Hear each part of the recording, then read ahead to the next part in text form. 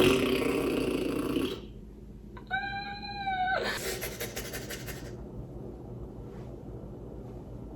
right, just give me more coffee.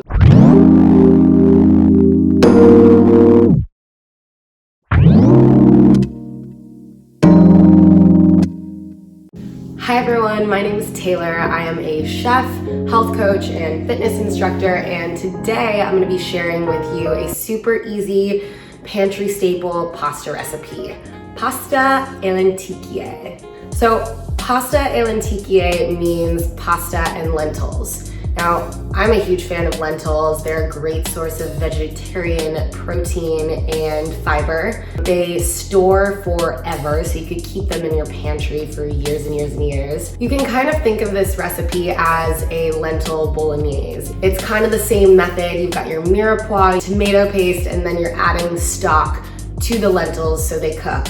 And then we're gonna take the pasta and we're actually gonna put the pasta into the sauce so that the starch from the pasta releases and it thickens the sauce. It's a one-pot wonder, and I think you're gonna love it because it's absolutely delicious and super simple to make. So let's get into it. Let's go over our ingredients first. So you've got lentils, obviously, pasta e lenticchie.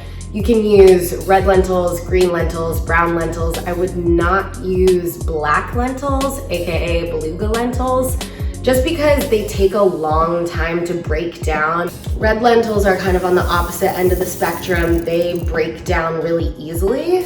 They're also a little bit sweeter too, so you might be into that, and I totally am. In fact, the next time I make this recipe, I definitely want to try it with red lentils.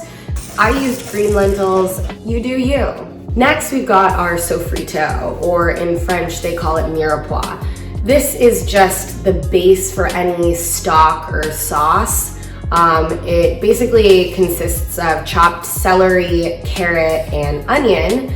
And in this case today, we're using garlic as well. So the celery is nice and aromatic, the carrots are nice and sweet, and then the onion and the garlic add that like savory flavor that we all love so much.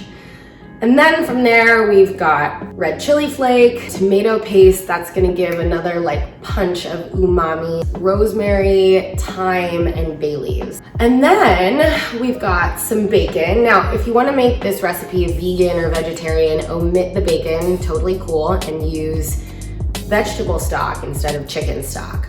I used some bacon that I already had cooked from a Cobb salad I made the day before, so I threw that in there. Typically, when you're making this recipe, you would use pancetta. Pancetta is just a cured pork belly. It's the Italian version, so you'd cut up your pancetta, you'd cook it first, so the fat renders, and then you would add your vegetables. That way, you're cooking your vegetables in that delicious pork fat. And then from there, we've got our chicken stock or our vegetable stock. I am a huge fan of Kettle and Fire, the brand. And then we've got our pasta. So for this recipe, I like anything that will kind of catch the lentils and the vegetables, like medium shells is what I used in this recipe. Ditalini, I think, is what's classic here, or orecchiette. It kind of just acts like a spoon for the lentils, and then you get lots of pasta, you get lentils, you get, you know, the whole 9 yards, and it's amazing. 1 pound of pasta is what we're gonna be using. What else? Oh, and then we've got white wine, a nice dry white wine. So I am typically a fan of Chardonnay, whatever wine you would typically drink. This is the perfect excuse to open up a bottle, drink half for yourself, and use the other half in your recipe. That is the go-to game plan for me. I used Macon Village Chardonnay. We're gonna use about a cup of that. So I think that's it as far as our ingredients go. Let's talk a little bit about the method. The first thing you wanna do is your mise en place. You wanna chop all your vegetables. Now this isn't something that I ever did until I went to culinary school, and it literally makes your life so much easier. So I highly recommend chopping all your vegetables, measuring everything out ahead of time just to make your life super easy. So we're gonna chop our carrots, we're gonna chop our celery, we're gonna chop our onion, medium to fine, and then we're just gonna smash the garlic with the back of our knife. It is just a really easy way to get the peel off your garlic, and it also kind of opens up some of those aromatics. Now, if you're doing it my way or you're omitting the bacon, take a nice glug of olive oil, about a tablespoon or two, onto a medium-high Dutch oven, heavy bottomed pot, or whatever kind of pot you have, and saute your carrots, your celery, and your onions. Then once those are soft, go ahead and add your garlic. Meanwhile, I'm warming up some stock, chicken, vegetable stock, whatever kind of stock you've got on hand. Make sure you rinse the lentils thoroughly. I'm gonna add the lentils, give them a nice stir, and then we're gonna do 2 to 3 tablespoons of tomato paste. The tomato paste has kind of like a tinny taste from being in a tube or in a can.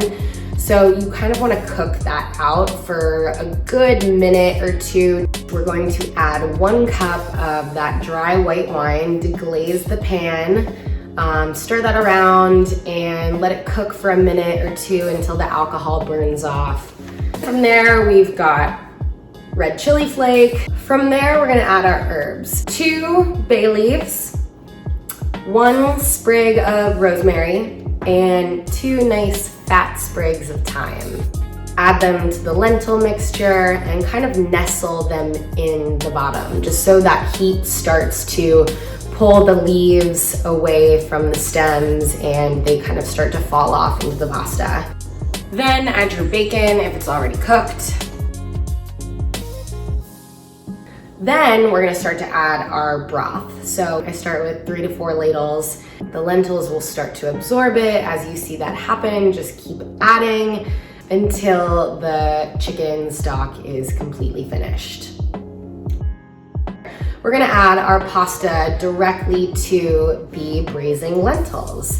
And what this is gonna do is gonna create a nice, rich, creamy sauce, because the pasta is gonna release some of its starches and it's all gonna meld together, and the pasta will kind of absorb some of that sauce and just be really incredibly flavorful. From there, you're just waiting for the pasta to finish cooking, and it kind of depends on what kind of pasta you're using. Just make sure they're nice and al dente. Once your pasta is finished cooking, that's it. That is it. Turn the heat off, spoon it into a bowl, add some Parmesan cheese, and finito! One-stop pot shop pasta for ya. And that is it. Hopefully you guys have all of this stuff available to you in your pantry already.